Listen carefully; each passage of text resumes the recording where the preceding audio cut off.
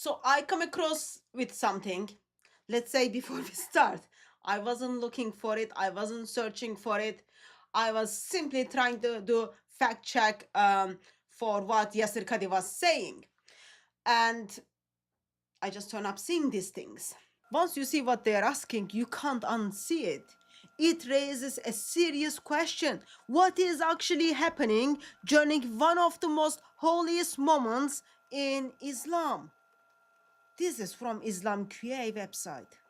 As I was looking at those questions, and then I noticed the type of the question and the pattern. So there was not one question, not two questions, but there is a huge pattern in this. And I know I need to say this as nicely as I can for brothers and sisters, as well as, let's say, YouTube friendly, as well as it is not in my daily vocabulary. So let's put it together how it can be said nicely. So Mr. Muslim is asking, what if someone had improper thoughts during Hajj and it led a physical reaction? And another Mr. Muslim steps in and then asks the question, do private acts invalidate your Hajj? That one gets over 16,000 views. And then another Mr. Muslim, if someone did something private during Umrah, what should they do? Nearly 39,000 people view that.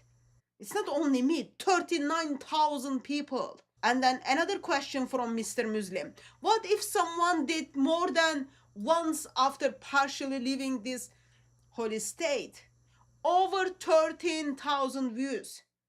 Think about it. It's not only me who is looking at these answers. 13,000, 20,000, 39,000. It just makes you stop and wonder. These aren't random. Not one-off questions, no. These are heavily viewed questions. Thousands and tens of thousands of people are reading this material. It's good that I'm not like only me, right? And it just makes you to ask yourself very basic question. Why these questions? Why these questions? Why this topic? During the Hajj, people are supposed to be going there and then doing their once a lifetime worship. Because look at what actually is being asked. Not just I struggled. It is, did I break it? Is it still valid? Do I have to make it up for it?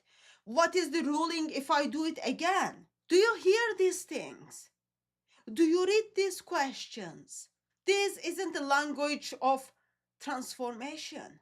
This is like, I don't know, damage control?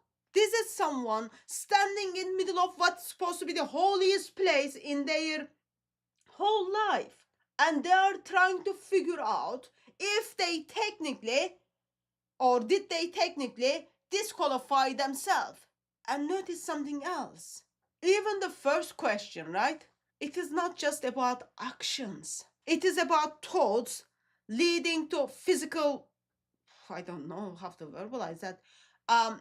Your thoughts are leading to physical outcome. So even at that level of the mind, in the middle of Hajj, people are not experiencing worship or clarity or focus. They are dealing with the same things they deal at home. Only difference is, in Hajj, they are worried about the consequences. So think about it. Muslims tell you that like Hajj is supposed to be the place of total devotion. It's supposed to be the place where you focus on Allah. It's supposed to be the place where you break from the world and reset your life. You leave everything behind. You stand before Allah. You even take time and then stone the Satan from the house of Allah. You come back renewed, right? Sinless, because you just had a French kiss with the black stone as well. That is, in reality, just a claim comes from Muslims. That's it.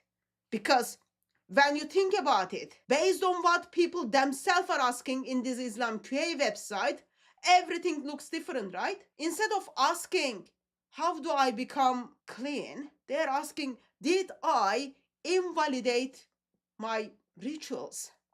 Instead of asking, how do I overcome sin? They are asking, what is the penalty if I just slipped it? Instead of asking, how do I change from the inside?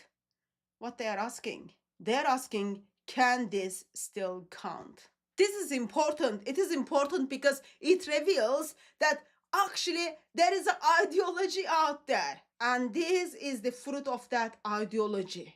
Not deep eternal renewal, but just the checklist after checklist after checklist under the rules and regulations. And here there is a tension. If there is a place on the planet Earth where a religion should demonstrate its power, its uniqueness, its holiness, all that junk. If there is any moment where human heart should be most close to Allah or willing to worship Allah, if there is any setting where there is no distraction and you are away from all this distraction, I would think Muslim would say that's a Hajj, right? So why even there in Hajj our people are caught in the same cycle, asking the same kind of question, focusing on the same boundaries? Why? At some point you have to stop and then ask, what else evidence I need to simply show this is man-made religion for man and for man desire only? What we have here, focus is always, did I break the rule? Is it still valid? What do I honor? Then you are not dealing with transformation at all. You are simply dealing, I don't know, maintenance. And maintenance doesn't change the heart. It is just managing that symptoms. That's why these questions matter. They are not embarrassing side issues. They are windows into what's really going on under the surface. And with all this, just looking at the questions people are asking about Hajj, I am gently forced to ask a very basic question. Who actually has the power to change a person from inside out? Not just regulate what people do from outside, but who has power to change people? Change people from inside out. And you should know answer better than me. Lord Jesus Christ, eternal Son of the Father, has that power. Repent and turn to Him.